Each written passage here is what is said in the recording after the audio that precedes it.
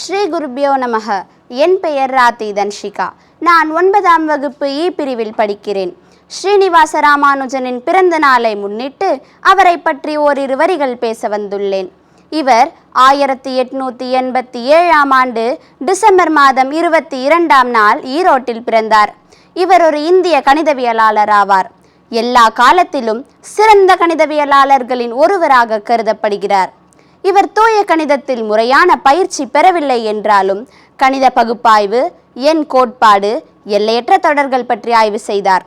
17 வயதிற்குள் இளம் கணித மேதை பல விருதுகளையும் தகுதி சான்றிதழ்களையும் பெற்றார்.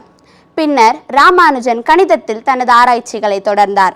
இறுதியில் மெட்ராஸ் பல்கலைக்கழகத்தில் ஆராய்ச்சியாளராக சேர்க்கப்பட்டார். இவர் 1917இல் லண்டன் கணித சங்கத்திற்கு தேர்ந்தெடுக்கப்பட்டார்.